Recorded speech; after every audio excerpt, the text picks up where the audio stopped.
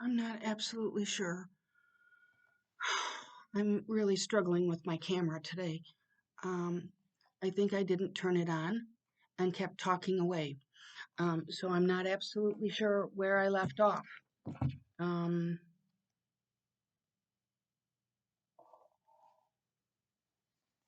Nor am I sure where I failed to turn the camera back on.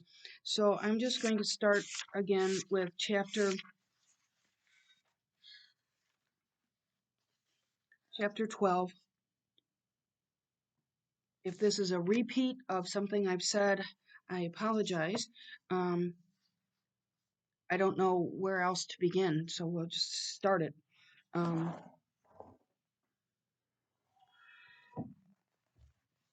this is in the conversation at the beginning of chapter 12 between Mr. Knightley and Emma, who got into a bit of a fight because Knightley thought, and still thinks, that Harriet's interest in I mean that Emma's interest in Harriet is ill-advised. It's not going to do Emma, I mean Harriet any good. It's just going to raise her sights higher than she could ever hope to rise. And at the bottom, Mr. Knightley tells her, if you were as much guided by nature in your estimate of men and women as a little under the power of fancy and whim in your dealings with them as you are with these children are concerned, we might always think alike. Uh, now, I've said this, but I'm not sure if I recorded it. This is important because he's accusing her of being too devoted to her imagination in her dealings with people. And so we go to the next page, 95. Um, he says that she's a pretty young woman and acting like a spoiled child. Um, so she would suffer the disadvantages of never being criticized or having her opinion contradicted. And this is, in fact, Emma. That's her lot in life. Um, so he responds, a man cannot be more so, with his short, full answer. Yeah, Austin lays little clues for us like that he's got little short sentences. And in fact, he is the model Englishman in the next paragraph. This had just taken place, and with great cordiality, when John Knightley made his appearance. And how do you do, George? John, how are you? Succeeded in the true English style, very short, bearing under a calmness that seemed all but indifference, the real attachment which would have led either of them, if requisite, to do everything for the good of the other, a true Englishman and a gentleman. Um,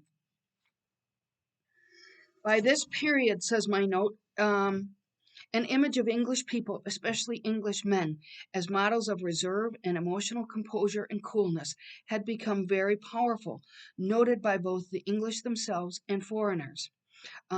We still have this kind of concept of them. This reserve was usually accompanied, according to most observers, by taciturnity and formality, especially towards strangers, but a strong, even if frequently unexpressed, affection towards one's domestic circle and intimate friends. Isn't that interesting? Um, then the next page, not sure if I recorded this or not, but there's quite a discussion about agriculture and Mr. Knightley's involvement in it and the rotation of crops, and then a little bit of insight into Mr. Woodhouse, because he believes, remember, he's devoted to his own personal health. And so he and Isabella order up a bowl of gruel, and he takes a bowl of gruel every day.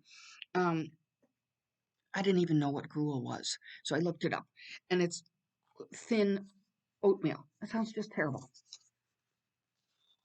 That's his nightly snack. I'd rather eat Cheetos, I'm just saying. If we look on page 97,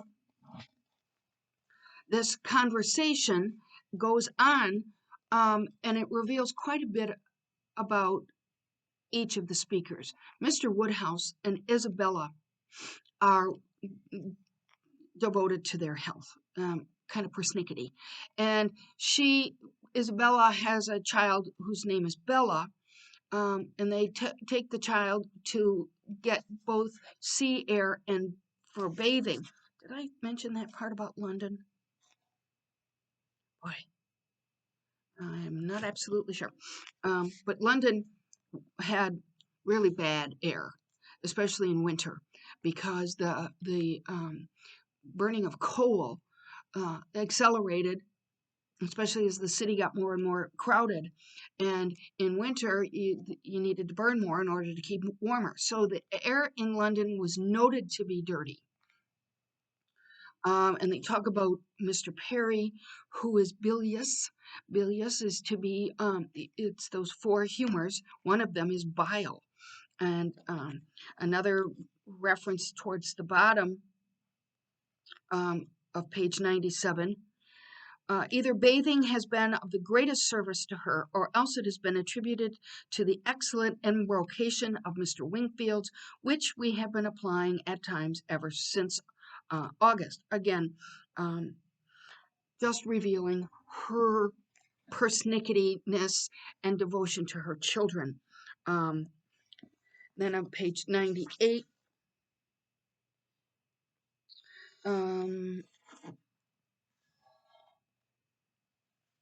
oh, here's the reference to London. My poor dear child, the truth is that in London it is always a sickly season. Nobody is healthy in London. Nobody can be. It is a dreadful thing to have you forced to live there so far off, and the air's so bad. So it was crowded. I think by then there were about 1 million people, and as I mentioned, the air was bad, it was polluted, and there were very poor sanitary conditions. Um, and I would imagine there were rats and that sort of thing. Um, while it doesn't really move our story forward, it does give us a picture of the time. I thought it was really interesting. And then at the bottom of this, but no, it's the top of 99. I am sorry to hear you say so, sir, but I assure you, excepting those little nervous headaches and palpitations, which I'm never entirely free from, I am quite well myself. Do you know anybody like that? I do. People who are never free from just a little headache or palpitations, or but it's kind of comical. I think I do it like this detail about doctoring and coddling. Um, Next page, my dear Isabella, exclaimed he hastily, pray do not concern yourself about my looks. Be satisfied with doctoring and coddling yourself and the children, and let me look as I choose. Um, oh, and then here's where Jane.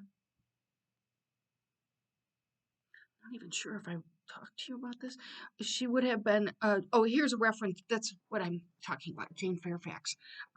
She would be such a delightful companion for Emma. Um, Not sure if I said this or recorded it, but there weren't very many people in their little social circle that were suitable. But Emma has rejected Jane Fairfax, and we have heard why. At the top of page 100, I am most happy to hear it, but only Jane Fairfax one knows to be very accomplished and superior. We will hear her described that way, accomplished and superior.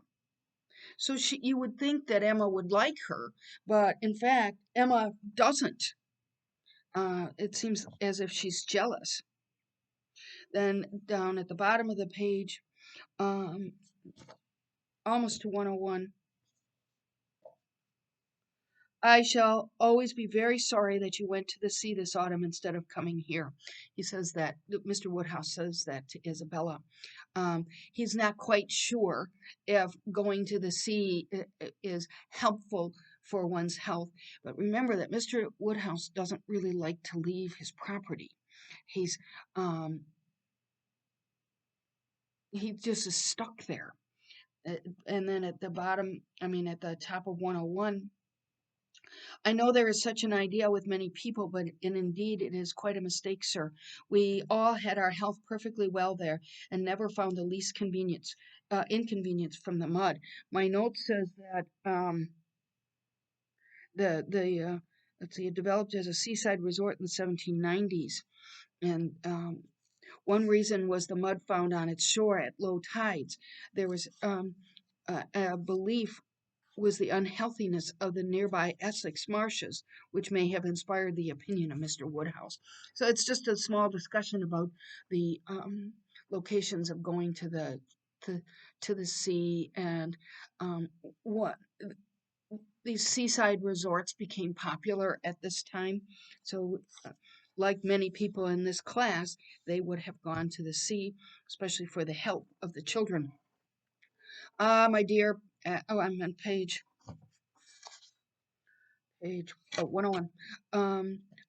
My dear, as Perry says, where health is at stake, nothing else should be considered. And if one is to travel, there is not much to choose between 40 miles and 100. Better not move at all. Better stay in London altogether than travel 40 miles to get to a better stay in London. To get to a better worse to get to a worse air.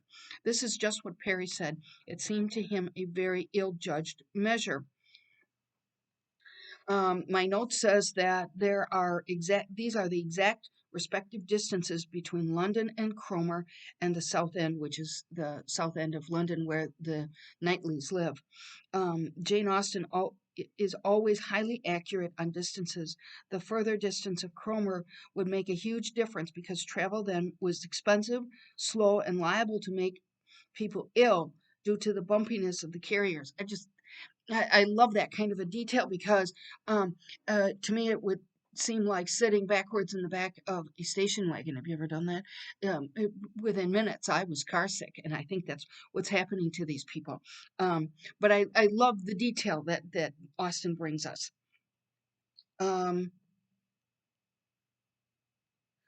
Down at the bottom of page, I must be on 101 still. Yeah.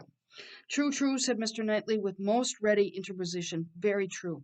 That's a consideration indeed. But, John, as to what I'm telling you of my idea of moving the path to Langham and of turning it more to the right that it might not cut through the home meadows, I cannot conceive any difficulty. I should not attempt it if it were to be means of inconvenience to the Highbury people. This is a reference to Mr. Knightley's care of the people who use the common ground. He is always presented as a gentleman or a good caretaker or considerate of his charges, I suppose. And that is a reference to not damaging the common ground that is made available to people who are poorer in the area. I don't know if you can see that, but I got to get rid of that. Okay, so conversation comes to a close. Mr. Woodhouse was rather agitated by such harsh reflections on his friend Perry, to whom he had, in fact, though unconsciously, been attributing many of his own feelings and expressions. But the soothing attentions of his daughters gradually moved the present evil, and it would. In this case, it's just questioning of people going to the baths and to the sea, and the immediate alertness of one brother and better recollections of the others prevented any renewal of it through the end of this conversation. On page 103, chapter 13, um, let's see, down 4 paragraphs into 13. Harriet, Mr. Elton, and Mr. Knightley, their own especial set, were the only persons invited to meet them. The hours were to be early as well as the numbers few. Mr. Woodhouse's habits and inclinations being consulted in everything. So the little family unit tries to accommodate him. Um, so Harriet is not able to join them because she's got a bad sore throat and has a fever. Sounds kind of like COVID around here. Um, but so she is out of the picture. And if we go to the next page, uh, she had not advanced many yards from Mrs. Goddard's door when she was met by Mr. Elton himself, evidently coming towards it, and as they walked on slowly together in conversation about the invalid, Harriet, of whom he, on the rumor of considerable illness, had been going to inquire that he might carry some report of her to Hartfield. So we wonder what his motivation is. So he was going to visit Harriet, and we certainly suspect that he's not after Harriet. And we get a few lines later, we get insight into Harriet's illness: a throat much inflamed, with a great deal of heat about her, a quick low pulse.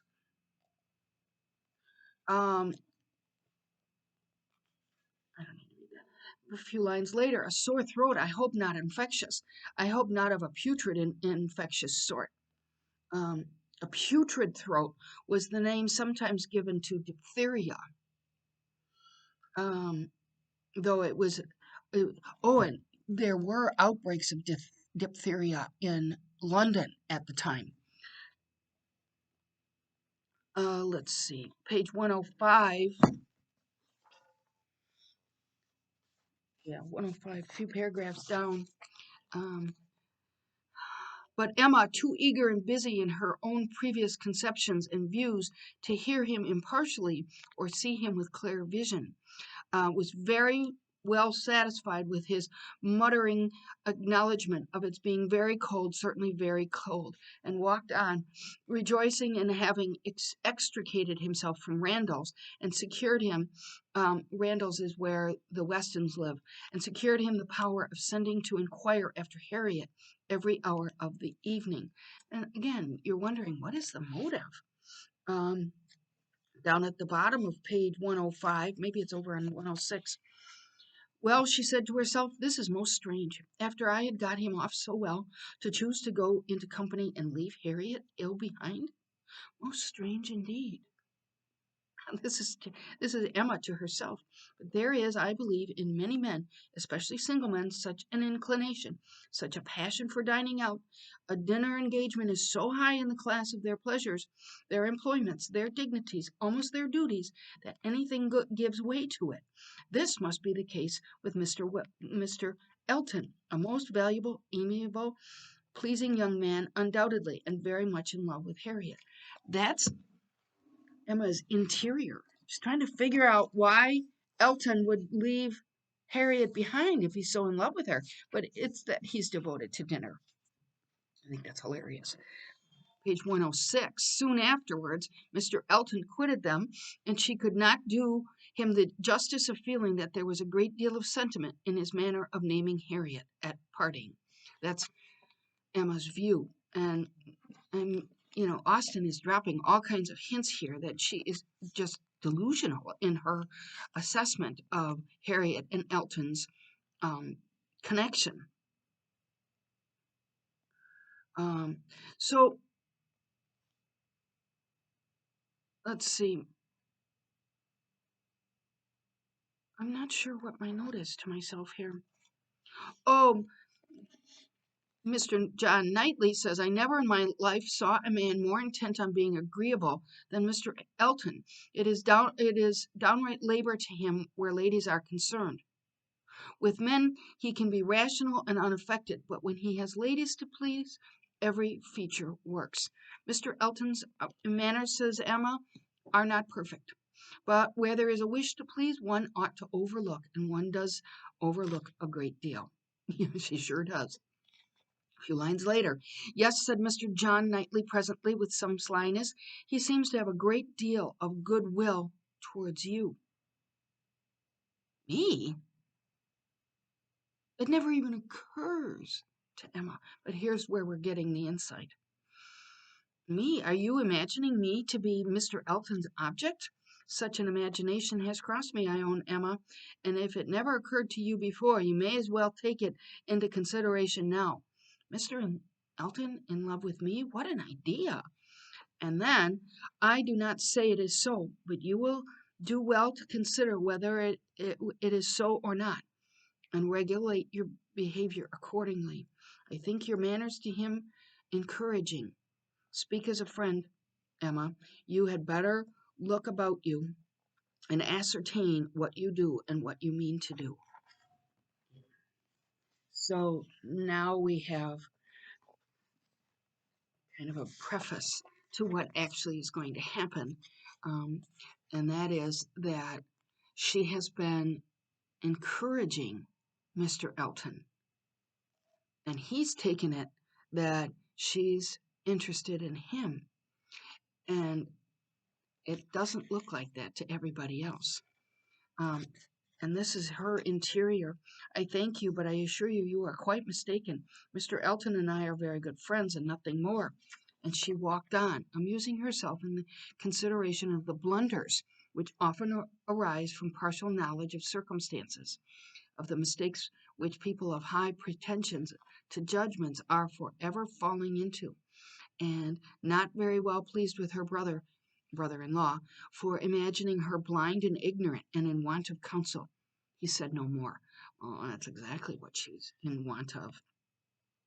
And then on page 108,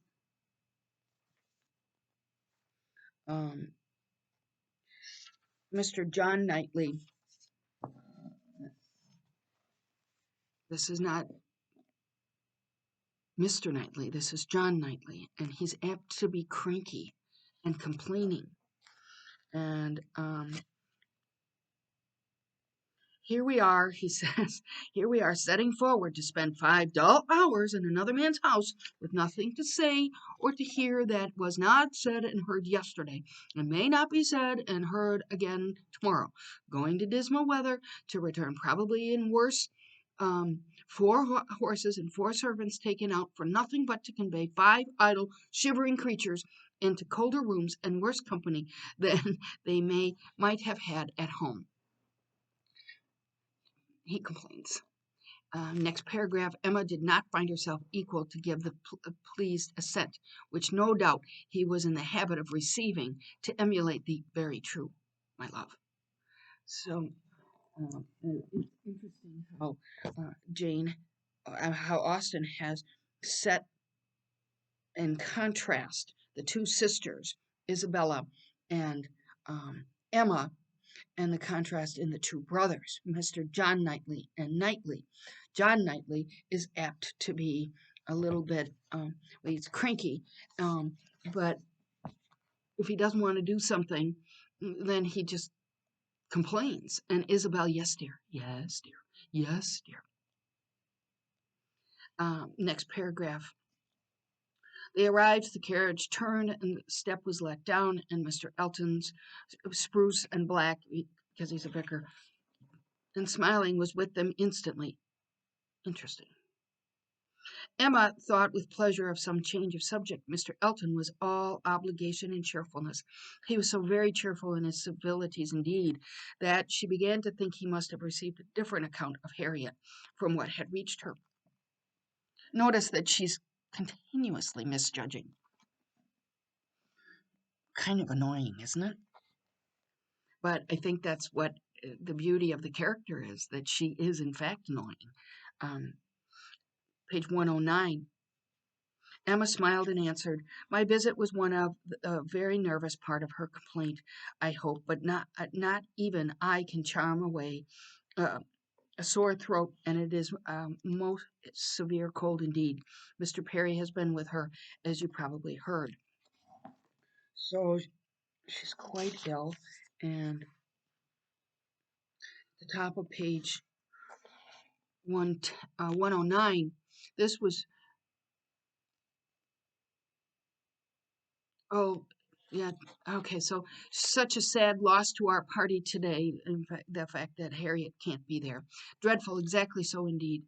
She will be missed every moment. Remember that phrase? Exactly so.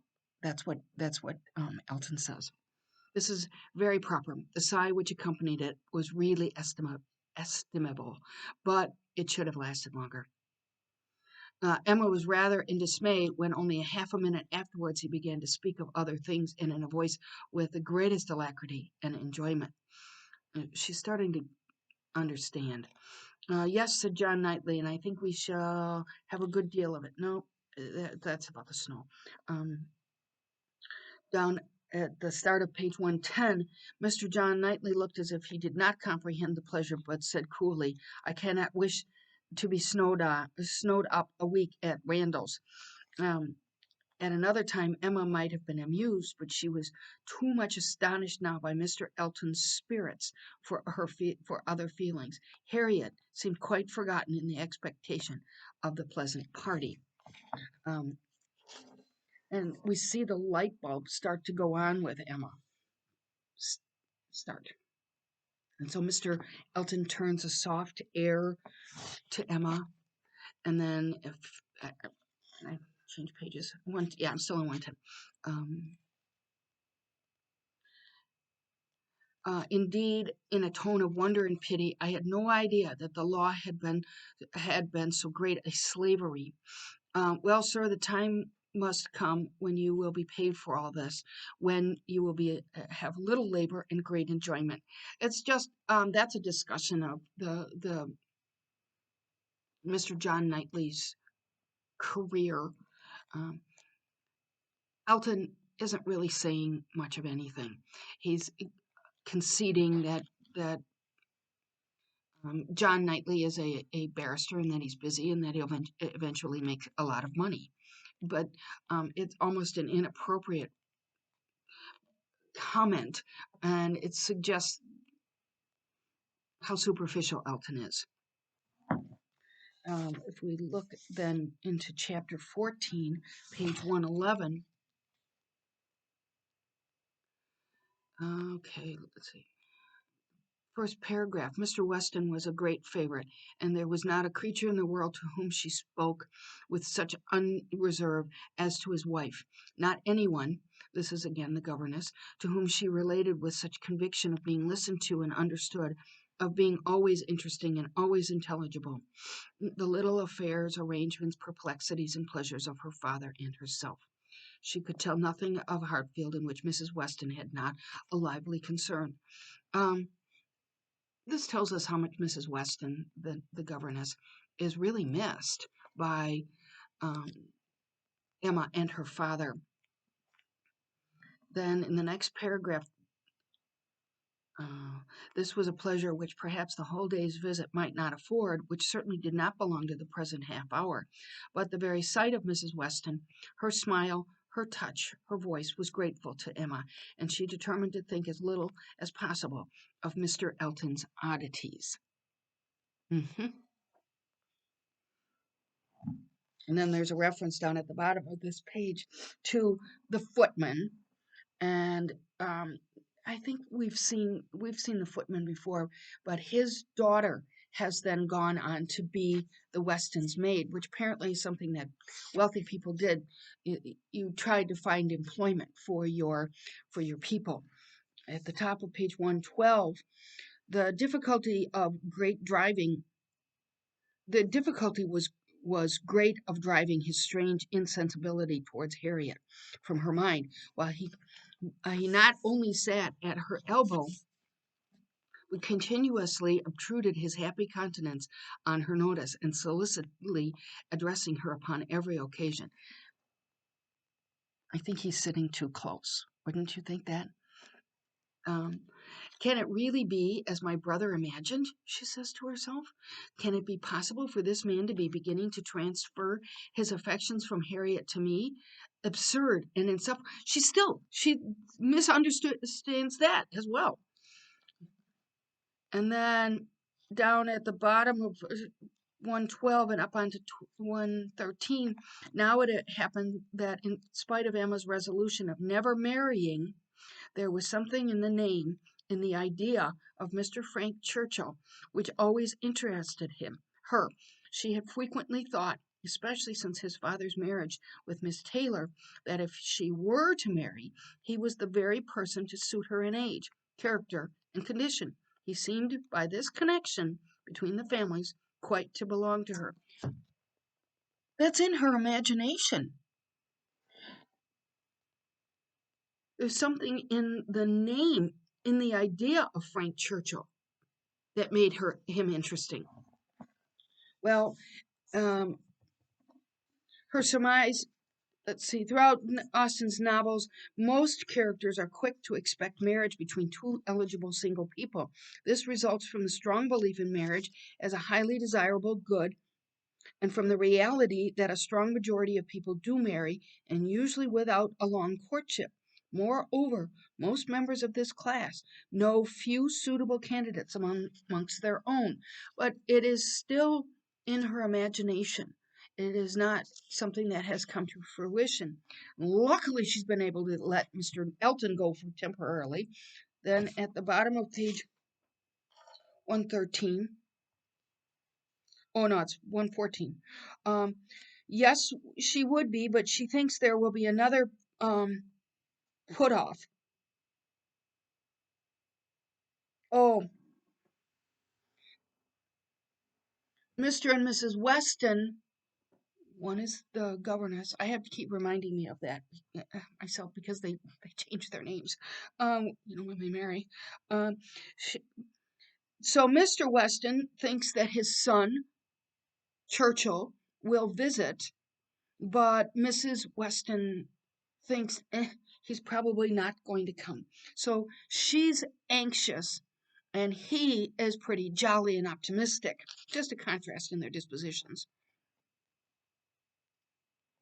Um, and they talk about this Mrs. Churchill, not Mrs. Churchill's wife, but this is an elderly aunt who, by all circumstances or descriptions, is also a little bit cranky and um, I forgot the word I was going to use, cranky and demanding. That's it. But I never, he says, but I never allow myself to speak ill of her. And then right at the end of that paragraph, he says she has a devil of a temper. And then so he's pretending that he's not saying anything bad about her. This is this elderly Mrs. Churchill. Yes, it seems to depend upon nothing but the ill humor of Mrs. Churchill, which I imagine to be the most certain thing in the world. If we look at the top of page um, 115, no, we don't need to mention that. Let's see. Emma wished she had been alone with Mrs. Weston. She should then have heard more. Mrs. Weston would speak to her, and with a degree of unreserve she would not hazard with Isabella, and she really believed and would scarcely try to conceal anything relative to the Churchills from her, excepting those views on the young man of which her own imagination had already given her such an instinctive knowledge. Her imagination again. Um, and then at the bottom page, oh, top of page 116, let's see, he ought to come, said Emma. If he could stay only a couple of days, he ought to come. And one can hardly conceive a young man not having it in his power to do as much as that. A young woman, if she fall into bad hands, may be teased and kept at a distance from those she wants to be with. But one cannot comprehend a young man, I'm just trying not to sneeze, being under such restraint as not to be able to spend a week with his father if he likes it. That's an interesting contrast because men enjoyed significantly greater personal freedom than women. We know that. This included the freedom to travel where they liked without any escort, the freedom to live on their own if they could afford it, though Frank has not done that, and in most cases, larger fortunes, in most cases with the men. And again, there's some elaborate imaginings on Isabella's part at the bottom of 116, but she is so fond of the nephew. He is so very great a favorite. Now, according to my idea of Mrs. Churchill, it would be most natural that while she makes no sacrifice for the comfort of the husband, to whom she owes everything, while she exercises incessant caprice toward him, she should frequently be governed by the nephew, to whom she owes nothing at all. And this is all just in her imagination about the relationship between the nephew and the aunt. Emma says coolly, I shall not be satisfied unless he comes. Well, she really wants, we think that she's going to perhaps consider another matchmaking between herself and Mr. Churchill, but it's all in her imagination. Chapter 15 begins on page 118. So, second paragraph, Emma, in good spirits too from the amusement afforded her mind by the expectation of Mr. Frank Churchill, she's entertaining herself. Then one, two, three, fourth paragraph. But at last there seemed a perverse turn. It seemed all at once as if he were more afraid of its being a bad sore throat on her account than on Harriet's. So essentially, he's saying, don't go around her.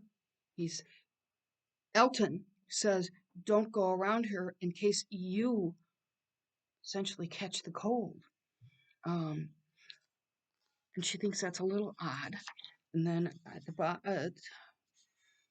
top of page 118, no, it must be 119. There was no putting an end to his extreme solicitude towards her. She was vexed. It did appear, there was no concealing it, exactly like the pretense of being in love with her instead of Harriet. An inconstancy, if real, the most contemptible and abominable. She still doesn't get it. Doesn't that just make you mad? You just like to shake her. It's like, what are you talking about? He didn't ever commit to Harriet. So then there's another reference to the ulcerated sore throat for herself. The ulcerated sore throat is different from the other kind of sore throat because this could be scarlet fever. Next paragraph, Emma saw Mrs. Weston's surprise and felt that it must be great, and an address which, in words and manner, was assuming to himself the right of first interest in her, as if they were already engaged, as if he gets dibbies. That's what that was saying. Of Emma, not of Harriet. Down at the bottom, or no, this is the top of page 120. Poor Mr. Woodhouse was silent from consternation, but everybody else had something to say. Everybody was either surprised or not surprised, and had some. This is about the snowstorm. Oh, golly, there's so much snow. And then somebody else will say, well, it's not so much. It's just like in a regular family event. Oh, I didn't expect so much snow. Oh, I heard it on the news. I think that's hilarious.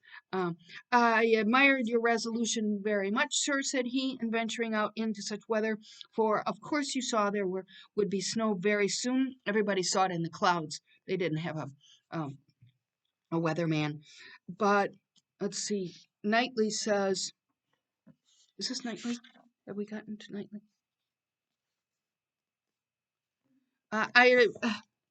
I admired your spirit, and I dare say we shall get home very well. Another hour or two's snow can hardly make the roads impassable, and we are two carriages. If one is blown over in the bleak part of the common field, that's a reference to those common fields. If one, let's see, there will be another at hand. I dare say we shall all be safe at Hartfield by midnight. So Knightley went out and looked to see what the difficulty would be. And they're all talking about the snowstorm and whether or not they can make it home. Of course, Mr. Woodhouse is fretting a good deal. His eldest daughter's alarm was equal to his own. Woodhouse. The horror of being blocked up at Randall's while her children were at Hartfield was full in her imagination, and fancying the road to be now just passable for adventurous people, but in a state that admitted no delay. So they needed to get a move on, no matter what. Okay, let's see on page 121. Oh, yeah, this is the paragraph where Mr. Knightley, he had gone below the sweep some way along the Highbury Road. The snow was nowhere above half an inch deep. In many places, hardly enough to whiten the ground. A very few flakes were falling at present, but the clouds were parting, and there was every appearance of being soon over. He had seen the coachman, and they agreed with him in there being nothing to apprehend. So Knightley went to figure this out based on the facts, whereas everybody else was like Mr. Woodhouse, echoing consternation because they feared the weather. Um, and then page 122, note the conversation on 122. Your father will not be easy. Why do you not go? I am ready if the others are. Shall I ring the bell? Yes, do. Isn't that so telling of their relationship? Whereas Elton spews all kinds of stuff, Mr. Knightley and Emma are able to get to the point, state the facts, and then act. Um, and so they get into the carriages, and for somehow Elton, because John Knightley scoots into the carriage with his wife and children, and that leaves Elton with Emma, and that's not proper. But it seems, and you have to note these little details because Elton doesn't mind the social rules. His manners are not what he pretends them to be. He shouldn't be in that carriage with a young unmarried woman. But now she would rather it not happened. She believed he had been drinking too much of Mr. Weston's good wine and felt sure that he would want to be talking nonsense. Uh-oh. And he seizes her hand. And I mean, now this wouldn't have been a difference, but you can sense how improper this was. Her attention demanded, and Mr. Elton actually making violent love to her. That doesn't mean um, what might mean today. It just means that he is professing his love of her. Now, don't forget that he's had too much to drink. He's declaring his sentiments, which must already be known, hoping, fearing, adoring, ready to die if she refused him, but flattering himself that his ardent attachment, an unequaled love, and example passion could not fail of having effect. And in short, very much resolved on being seriously accepted as soon as possible.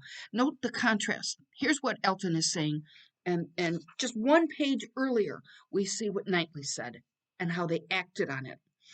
Um, it really was so, without scruple, without apology, without much apparent diffidence. Mr. Elton, the lover of Harriet, was professing himself for her for her lover. Um, a declaration of such love, says my note, as this constitutes an effective offer of marriage, for it was improper for a man to make such professions to any unrelated woman whom he did not intend to marry. But he's also half drunk. Isn't it interesting that the same behaviors, how clearly she can depict them, and yet that's probably something with which we are familiar as well.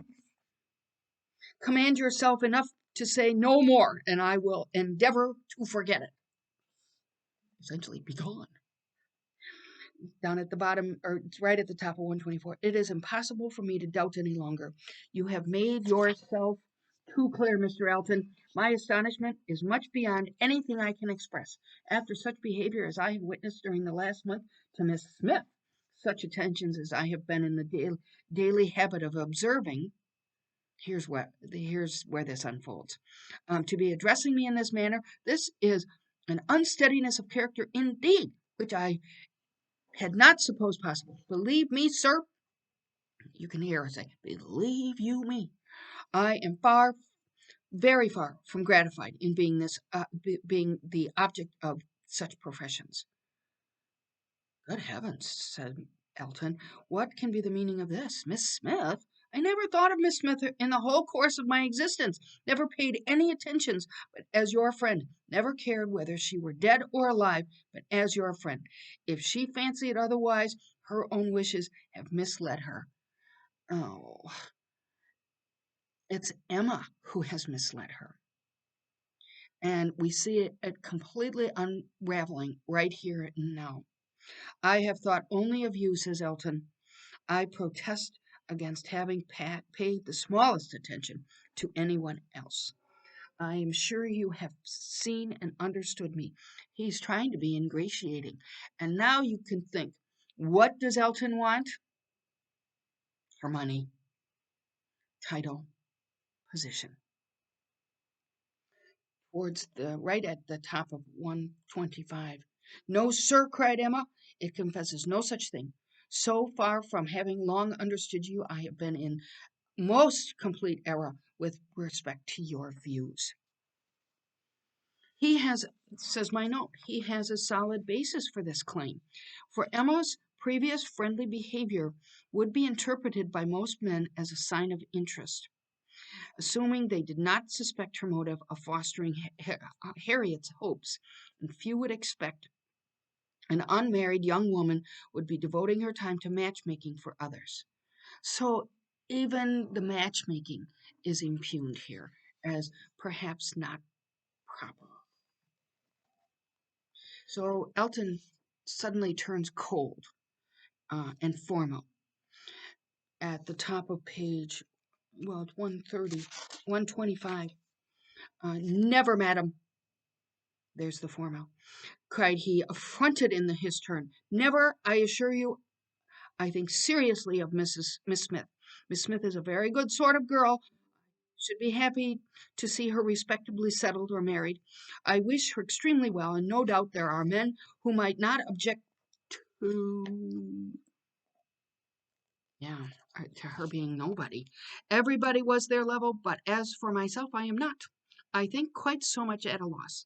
I need not totally despair of an equal alliance as to be addressing myself to Miss Smith. So therein lies the rub. Mr. Elton thinks that Miss Smith is beneath him. And we go back to this very clear delineation of class. Encouragement, I give you encouragement, sir, you have been entirely mistaken in supposing it. Miss Smith might have led into a misconception of your views. Now, Emma did that. Remember when they were walking past his house and she wanted to get in there to see what it was like? Because she wanted Harriet to see what it was like.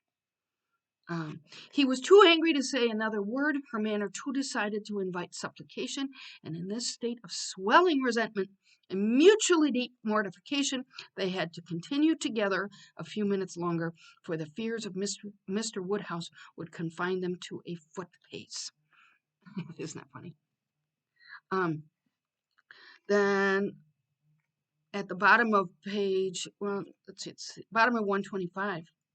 The compliment was just returned coldly and proudly, and under indescribable irritation of spirits, she was then conveyed to Hartfield.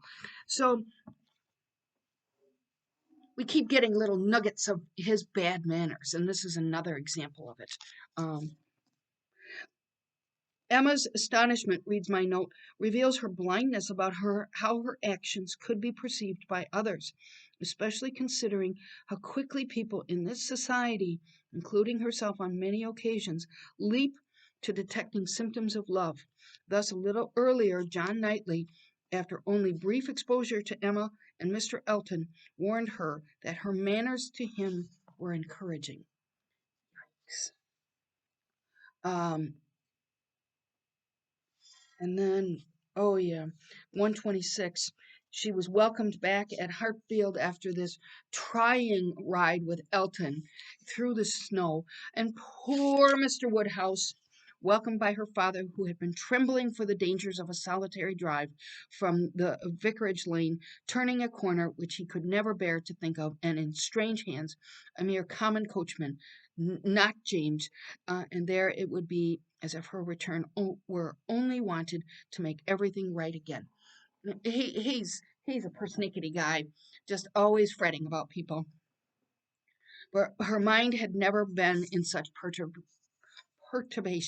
and it needed a very strong effort to appear attentive and cheerful to the usual hour of separating, allowed her the relief of quiet reflection. So, um, what is my timing? I have no idea where I am in my timing, but I think I've been going this time around for um, at least an hour. Plus, there was, yeah, I'm over my time. So we will return on the next class, class 5. That's next time. And I'm way behind. I'm just going to say I'm going to have to pick up the pace next class. I just like these historical little tidbits so much. It's just so interesting. I think I mentioned last week I could teach an entire semester with this book. But with that, I will close and hope that I can upload all of the appropriate links, and I will see you next week. Have a good week.